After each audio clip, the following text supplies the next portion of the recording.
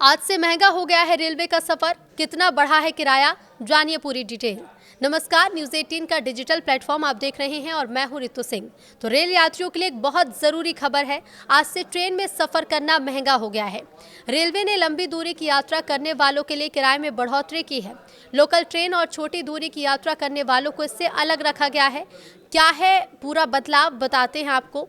तो ट्रेन में सफर करना आज यानी 26 दिसंबर से अब महंगा हो गया है। रेल मंत्रालय ने गुरुवार को यात्री ट्रेन के किराए में बढ़ोतरी की आधिकारिक घोषणा की, जो आज यानी 26 दिसंबर से लागू है।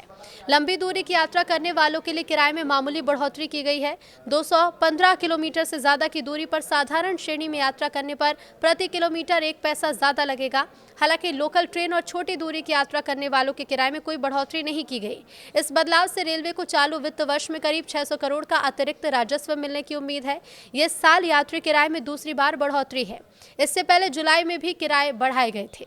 रेलवे के मुताबिक मेल और एक्सप्रेस ट्रेनों के नॉन एसी कोच और सभी एसी क्लास में प्रति किलोमीटर 2 पैसे की बढ़ोतरी की गई है, यानी कि 500 किलोमीटर की नॉन एसी यात्रा पर केवल 10 रुपए बढ़ेंगे। नई व्यवस्था के तहत लोकल ट्रेन और मासिक सीजन टिकट के किराए में कोई इजाफा नहीं होगा।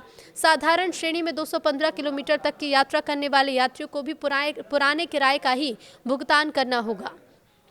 रेलवे अधिकारियों का कहना है कि पिछले 1 दशक में रेल नेटवर्क और संचालन में बड़ा विस्तार किया गया। इसे देखते हुए किराए में मामूली बढ़ोतरी की गई। रेलवे के संचालन की मांग बढ़ी है और सुरक्षा उपाय को मजबूत करने के लिए कर्मचारियों की संख्या भी बढ़ी है, जिससे खर्चों में वृद्धि हुई। कर्मचारियों पर होने वाला खर्च बढ़कर 1.15 लाख करोड़ हो गया है, जबकि पेंशन का खर्च 60,000 करोड़ तक पहुंच गया है। साल 2024-25 के लिए कुल परिचालन लागत 2.63 लाख करोड़ रुपए रही और बढ़ते खर्चों को पूरा करने के लिए भारतीय रेलवे माल ढुलाई बढ़ाने पर भी ध्यान दे रहा है। साथ ही यात्री किराए में ये सीमित समायोजन भी कर रहा है।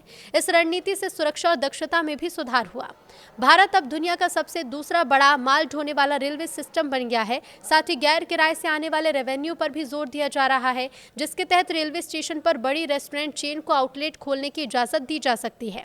सेकेंड क्लास ऑर्डिनरी के किराए में क्या बदलाव होगा, बताते हैं। तो 215 किलोमीटर तक की यात्रा पर कोई किराया नहीं बढ़ेगा।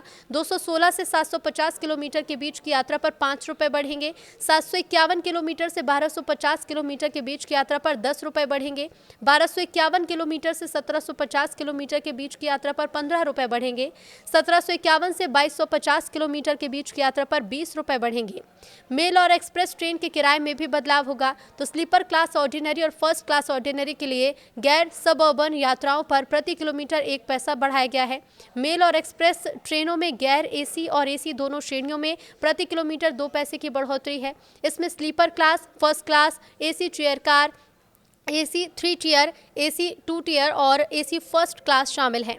मंत्रालय ने बताया है कि गैर एसी मेल या एक्सप्रेस कोच में 500 किलोमीटर की यात्रा के लिए यात्रियों को लगभग 10 रुपए अतिरिक्त चुकाने होंगे।